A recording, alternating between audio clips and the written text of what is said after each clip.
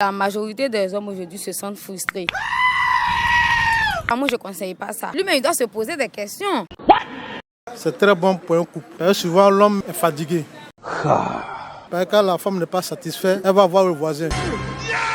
S'il a besoin d'un coup de pouce, il peut le prendre, mais pas tout le temps. Mais si tu n'es pas un homme aussi, là, je ne vais pas te mentir, il faut prendre ça. Quand il prend son mal, là, tu joues pas vite, elle met un plan en bas de toi.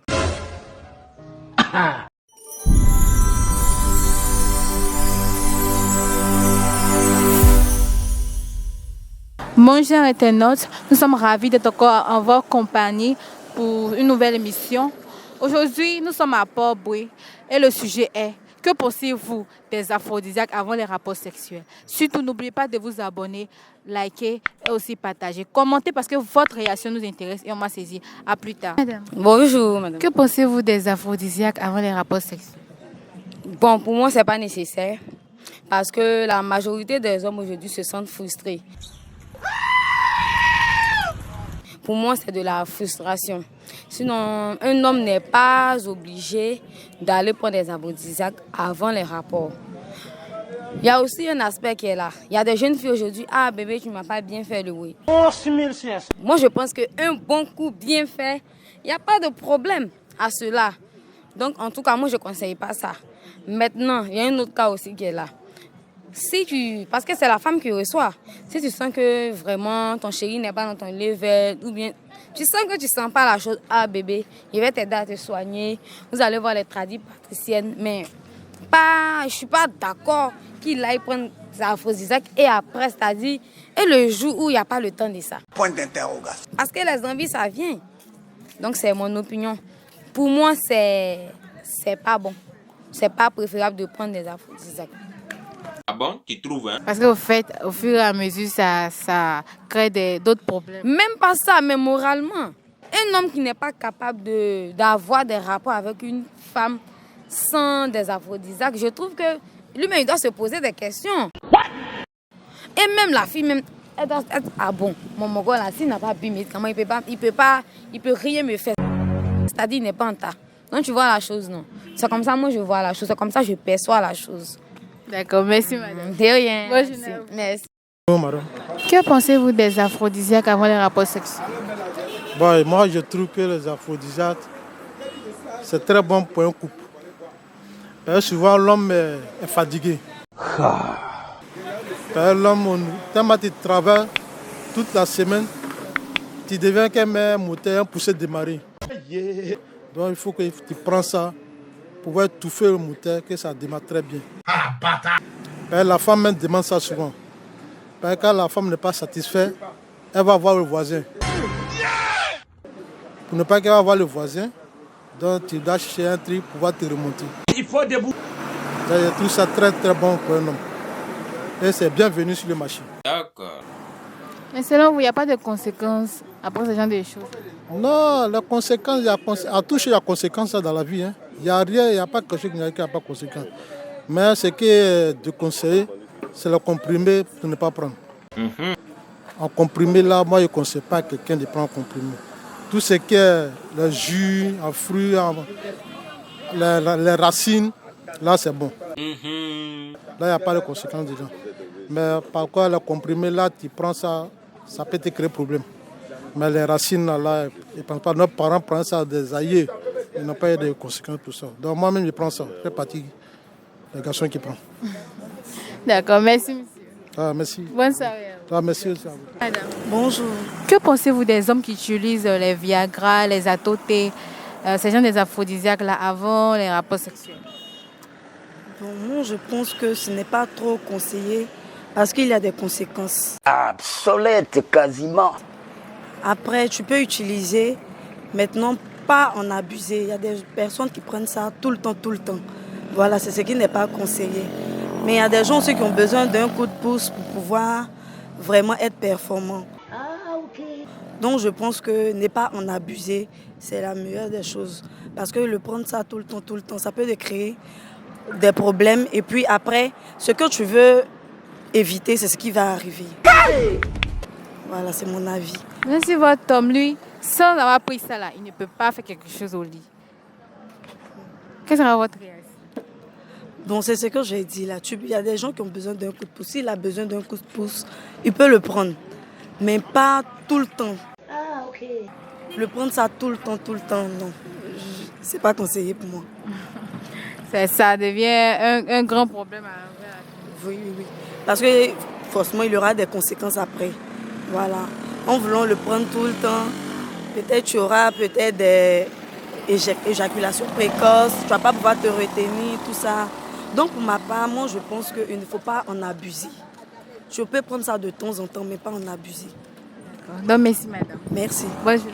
Merci. Oui, bonjour. Que pensez-vous des aphrodisiaques avant les rapports sexuels? Bon, selon moi, avant les rapports sexuels, un garçon même, un bon garçon, si c'est un garçon bon là, il n'est pas obligé d'aller prendre les comprimés, les atotés, les concons. S'il est naturel, mais en lui seulement là, quand on va aller faire son un ton, mais son un coup là, le monsieur c'est la fin. Mais s'il voit qu'il est un peu malade, il voit qu'il a en lui là, il est bizarre. C'est mieux, il va se confier à un vipère. Le vipère va dire mon fils, quand c'est comme ça là, il y a un produit qui vient d'arriver, on appelle ça la paix. Sinon, la tête est tombée. Il dit la tête est tombée à l'aile là. Il dit c'est la paix qui est bon. La paix c'est 1500. Tu prends deux tirs, tu te camoufles, le morceau, tu l'appelles le morceau. Ah bébé, c'est comment tu viens? Non? Dès qu'elle dit elle vient en même temps là. Alors en même temps. Tu peux faire 1000 coups. Mais il faut savoir que là, quand tu as vu tes 1000 coups, tu te reposer pendant 72 heures. Tu as vu, non? Donc il faut être prêt. Non, mais c'est un peu ça. Hein. Voilà, c'est un peu ça. Donc selon vous, c'est bon, c'est genre de pratique? Bon, selon moi, si tu es un homme, c'est bon. Ça c'est clair. Mais si tu n'es pas un homme aussi, là, je ne vais pas te mentir, il faut prendre ça. Ça te fait du bien. C'est ça qu'elle a. Vous ne pensez pas que la médecine peut soigner ces gens de... C'est cas quoi.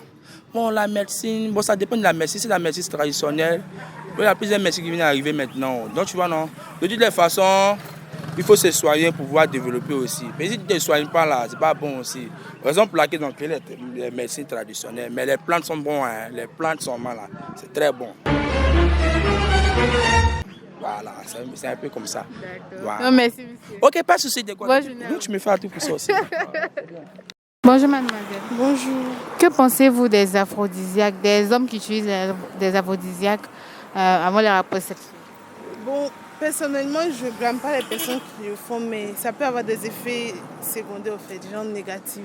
Rien de gratis. Donc, c'est pas bon. C'est fini. Mais non, pourquoi c'est pas bon? Parce que ça peut avoir des effets secondaires, genre, ils peuvent tomber malades à force de les utiliser. Quel genre de maladie? Stérilité. Mais pour vous, c'est pas bon. C'est pas bon. D'accord, merci. Pensez-vous des aphrodisiaques avant les rapports sexuels? Je pense que c'est une pratique qui n'est pas conseillée. Voilà. Pourquoi? Parce que cela peut produire des effets secondaires. Ça peut agir négativement sur la santé de ceux qui l'utilisent. Ça, c'est compliqué, hein? Voilà. Mais non, les effets secondaires et puis le fait que ça agisse sur la santé, c'est qu'il y a une conséquence au fait. Ce que vous voulez dire? Oui, il y a des inconvénients, c'est ce que je veux dire. Voilà, je préfère que, au cas où ces personnes-là sont confondées à ces problèmes-là, ils puissent voir des spécialistes. Voilà, c'est encore mieux, au lieu de faire de l'automédication. Voilà. Non, pour ceux qui ne sont pas allés plus loin dans les études, vous pouvez nous donner en terre à terre quelques conséquences suite à ces genres de pratiques? Cela peut conduire, je crois, à la stérilité.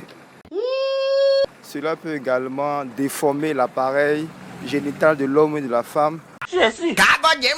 Cela peut également rendre malade la personne qui l'utilise à court ou à moyen terme.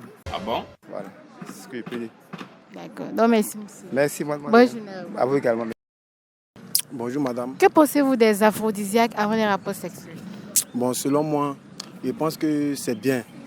Vu que les jeunes d'aujourd'hui, quand ils voient les jeunes filles, souvent, ils se sont frustrés. Parce que d'autres amis pensent que eux chez eux, genre, c'est une bonne idée, quoi. Parce que souvent, quand tu fais les rapports sexuels, elle peut te dire que toi, tu ne vaux rien. C'est une façon d'être frustré. Donc, elle dit, toi, tu ne vaux rien, tu ne vaux rien. Pourtant, nous, ça nous frustre. Donc, c'est qu'on a oublié de prendre le pang-pang-bo. On avait ça, le pang-pang-bo. Donc, quand on prend ça, ça réveille les ouïes. Donc, on finit de faire les ouïes, quoi, là. Ça prend ensemble bomber, dérouiller encore pour mettre dans notre corps. Donc c'est quoi, ça nous rend fort. On appelle ça le tayam. Le tayam, voilà. Donc c'est quoi, tout ce qui est bon là, c'est d'être sécurisé. C'est quoi que le tayam? Le tayam, ça veut dire, c'est le mouvement pour mettre dans le corps. Ça fait comme à tout, mais c'est pas comme à tout, c'est pas tout, mais ça rend tas. Ça rend tas. On appelle ça le coco bioko. Le way. Maintenant, c'est quel way ou pas tes potes pour ajouter? Voilà, bon ça là, on appelle ça le coco. Ça, on appelle ça le coco. Ça, quand tu prends son main là, tu joues pas vite, elle met plein en bas de toi. Voilà, c'est ça qui nous rend garçon.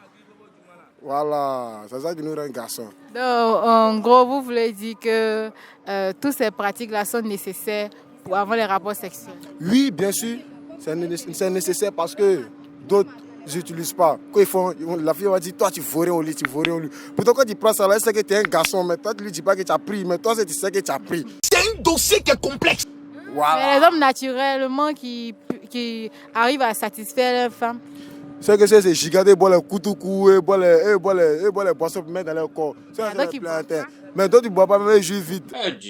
On dit que mon père, toi, au niveau des renforts, t'es rendu, mais lui boit les mouvements pour mettre dans son corps. Donc ça veut dire que quoi? Ils sont faibles. C'est les garçons qui sont faibles. Donc là, c'est quand tu prends le mouvement de coco, c'est ça qui rend garçon. Venez. Voilà. D'accord, merci monsieur. Merci. Nous revoilà, chers internautes, nous sommes à la fin de notre émission. Surtout, n'oubliez pas de liker, partager, aussi commenter parce que votre réaction nous intéresse. On va se dire au revoir.